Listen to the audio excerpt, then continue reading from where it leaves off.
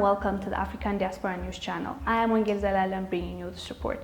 So, Cote d'Ivoire's president is trying to run a third term again, even though the law is 2 term and that's it, because his successor died. And yeah, people are not happy about that because he's trying to change the law to fit what he wants and his presidency. Let me read you the article and then we'll be back. Coulibaly was the chosen successor of the current president, Alassane Ouattara. The events have reignited concerns over a possible third presidential bid by Ouattara, which commentators believe could lead to political instability. The country was expected to have its first ever peaceful democratic change of power, following Ouattara's announcement in March that he would step down at the end of his current term. The death of Coulibaly has reopened a Pandora's box. The current president's governing coalition has asked him to seek a third term following the death of his preferred successor. According to the party's executive director, Adama Bictego, quote, "A majority of our supporters have turned to President Alassane Ouattara. He is our solution,"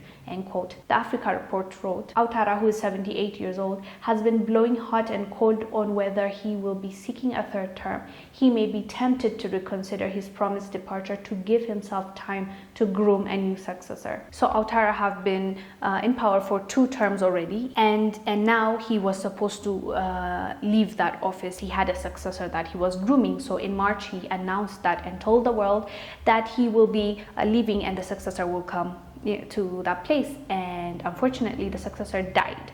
So because of that reason, what they're saying is his people or his government, the people that are around him, want him to continue because they feel like he's done a good job, so they want him to continue because the successor died. And what he's saying, Ouattara, what he's saying is the current president is saying is he wants to have time to groom the next president, so he is thinking about running third term. Okay, I get it. He's doing well since he's been in power. Cote d'Ivoire economy has gone up by 8%, and he's doing well from the outside, from the numbers that we're getting to look at. Okay, that's great. That is awesome. But the thing is, you have exhausted the time that you are supposed to serve in the office. That is 2 terms. You've done that and you've done your job well done. You even groomed a successor and he died, unfortunately. Okay, that's not your fault. So, but now there's a law in Cote d'Ivoire that it's just 2 terms that you're supposed to serve. You know, like America. I think you guys have 2 terms as well. So imagine Trump, after this, he won. Okay, let me not say anything because people get touchy. Let's talk about Obama. He was in power, 2 terms, right? After the second term, he's like, since I've done so well so far, and the people around him are like, yeah, he did so well, we don't want another leader. When the Constitution says clearly that is 2 terms. What will happen if he wants to run a third term? Chaos will happen. You guys will not allow that, even if you like it. It's at the end of the day, if you don't have a law, a constitution to abide by, then they can change anything. Tomorrow they can get up and change something in the constitution that was there. That's why it's really important. The governments that are in power need that constitution to lead them, and they can't do anything other than that. It is a benefit to the people, by the way. That is what protects us. Otherwise, they become dictators. They become like any other leaders that we have in Africa that we keep complaining about. So this needs to stop. And this is why the author or the person that wrote this article said it's tricky. He's doing well, yes, granted, okay, good. But when you start changing up the constitution, how do we know that that's where you'll stop? You know, how do we know that you won't change it for another 10 terms you can run, or your children will come in and take power, like, you know, the royal families? Where do you draw the line? So this is very tricky. He, as much as he's a good leader, I don't know, that's what they're saying. People from Cote d'Ivoire can just go down in the comment section and let us know what their thoughts are about the president. But come on, this is common sense, I would think. If you start changing up the constitution, then what's next? The people, that's the only thing that guarantees your protection, that is there, that's settled. And when they start changing it to fit what they believe to, be best in their opinion, then the next leader will come and do the same. Then that means we don't have order. That means we don't have structure that we abide by. At the end of the day, that makes the leader, bigger than or powerful than the actual constitution that's there. And that's not a good thing, because leaders come and go.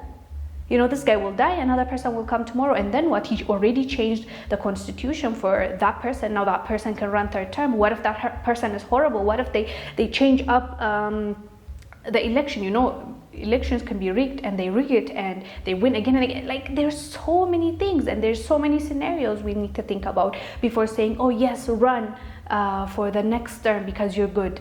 I think Cote d'Ivoire people need to think about this really well. Once you get into this, there's no stopping. You've given him the ultimate power to do anything if he can change the constitution to run for a third term.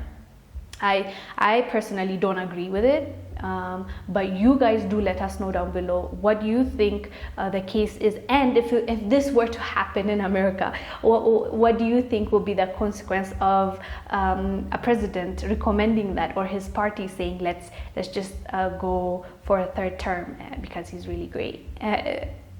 It's confusing, right? I don't think you guys would accept it, but you never know. Let us know down below. And I disagree. I totally disagree. But we'll see what will happen, because at the end of the day, this is Africa, and if this guy really is adamant into following through what he's planning, I'm sorry to say, but it most likely would happen. But unless and otherwise, like the people rebel like Mali or Sudan and say, no, enough is enough, we're not going to accept this, and go and we'll put somebody in that place. Unless and otherwise, he has the power, unfortunately. I found that really surprising that at this day and age people recommend, but he's not the first, by the way. Even Egypt, President Sisi was recommending the same thing, and Parliament was some of them were saying okay, and it's the people that went outside protesting, saying no, that's not what you're going to do, and they were very clear about it, that they don't want him to run again. But I think eventually he did change it. I'd have to check on that because I didn't follow up with the story, but he's clearly not the first to do that.